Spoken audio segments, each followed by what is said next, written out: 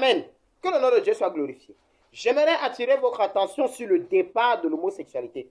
On a seulement commencé, on voit déjà nos filles, nos soeurs, nos mères, nos pères dans ces histoires. Mais ça a commencé comment? Amen. J'aimerais d'abord vous faire comprendre, sinon vous informer. Si celui qui te baptise est homosexuel, tu seras homosexuel même si tu pars où? Un jour, quelqu'un de même sexe que toi va passer sur toi. Amen. Si ça te rate, toi le père ou toi la mère, ça va prendre un de tes enfants un jour. Amen. Deuxième chose, tous ceux qui ont déjà vu le porno avec leurs yeux, amen. Sachez qu'un jour, un démon de la sexualité va menacer vos enfants. Si ça vous rate vous-même, bien sûr.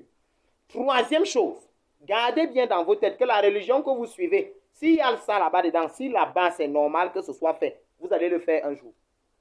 Ça, c'est les trois premiers principes. Deuxième principe, vous devez comprendre qu'ils sont venus chercher dans l'humanité, dans le monde entier, tout ce qui était précieux à chaque peuple. Vous allez vous rendre compte qu'il fut un temps où l'Empire romain dominait toute la terre. Amen. De la même manière, ils sont venus découvrir le cacao chez nous. Ils sont partis avec, ils ont fait le chocolat. Ils sont venus nous présenter le chocolat, pas le cacao. C'est de la même manière qu'ils ont pris les Écritures qui forment la Bible entière en Afrique, au Cameroun précisément. Amen. Parce que si vous refusez de réfléchir que le bâton de Moïse s'est transformé en bois, en un serpent bois, qui est le Ngang-Medja que les Camerounais ont traversé pour venir chez eux sur ça, ça veut dire que vous allez continuer de rester dans la bêtise que Moïse avait fendu la mer. Vous ouvrez la mer là vous-même. Depuis que les serviteurs de Dieu sont venus, qui a ouvert la mer? Hein? Vous avez entendu où que Élisa avait ouvert la mer? C'est des histoires qu'on vous a racontées. Vous avez entendu que le pulpe ouvrit la mer. Mais ça est quand même un peu comme ça. Mais le bois qui est le serpent, il a la capacité de se transformer en un morceau de bois, en un pont. C'est sur le pont là que nous, les Camerounais, on a traversé, qui est le Ngang-Medja. C'est notre serpent, c'est notre totem. Mais nous aussi, on vous a menti en vous disant que le totem des Camerounais, c'est le lion. Que le nom de Dieu soit glorifié. Amen. Maintenant, vous devez comprendre une chose. Dans la Bible, l'évangile de Thomas, amen, nous révèle en fait que le Seigneur Jésus-Christ a dit un jour, il faut d'abord que vous deveniez femelle. Amen. Mais là, il parlait à Pierre, à Jacques, à tous ses disciples en fait. Il leur a dit, il faut que vous deveniez femelle, vous aussi. Amen. Mais l'expression devenir femelle, c'est quoi? Les pédés malades dans leur tête ont compris qu'il fallait que l'homme devienne capable de se faire pénétrer par un autre homme. Là, c'est devenir femelle. Mais il faut être malade.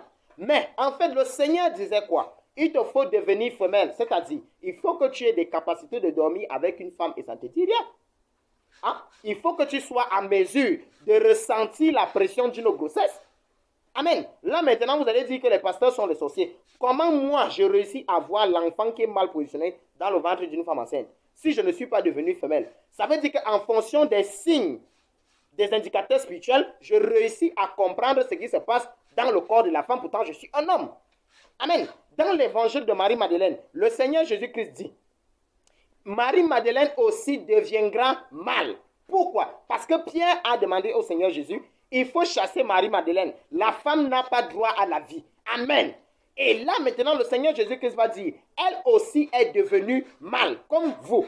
Et à vous, maintenant, c'est à vous de devenir femelle. Amen. Les diables et les terroristes spirituels, ayant compris ou alors ayant reçu ces évangiles avant nous, sont venus nous proposer ces choses-là. En fait, il faut que vous admettez dans vos têtes que, en fait, l'homosexualité démarre chez les prêtres.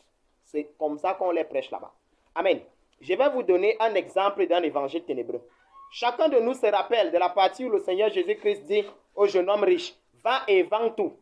Amen. Et suis-moi. Amen. Lorsque vous arrivez dans le monde des ténèbres et qu'on veut vous remettre cette même parole, voici ce qu'on vous dit. La Bible dit, va et vends tout ce qui t'est précieux. Amen. Parce que quoi? La Bible précise bien que le jeune homme avait de fortes richesses. Vous comprenez? Donc, là, quand vous arrivez là-bas, ils réécrivent. Vous savez que les versions de Bible sortent de jour en jour. Maintenant, lorsque vous arrivez là-bas, ils prennent leur Bible. Ils vont vous lire cette parole qui dit, le jeune homme était fort riche et il avait des choses qui lui étaient précieuses. Amen. Alors, lorsque le Seigneur Jésus-Christ lui a dit, va et vends tout, il est parti et il a même vendu même sa propre mère. Donc, si il te faut vendre tout, il faut que tu comprennes que le Seigneur Jésus-Christ a dit, celui qui ne abandonne pas son père, sa mère, ses frères, ses soeurs, ça veut dire que abandonner ton frère, ta mère, tes soeurs, si toi, tu ne pars plus vers eux, ils viendront vers toi, non, oui. Ça veut dire que comme le Seigneur Jésus-Christ avait dit, va et vends tout et suis-moi, il faut les vendre une fois, là, ils meurent. Là, maintenant, tu vas voir, tu vas vivre en paix. Amen. Allez demander à Fadi pour passer, je mens. Ou à Kofi. Que le nom de Dieu soit glorifié.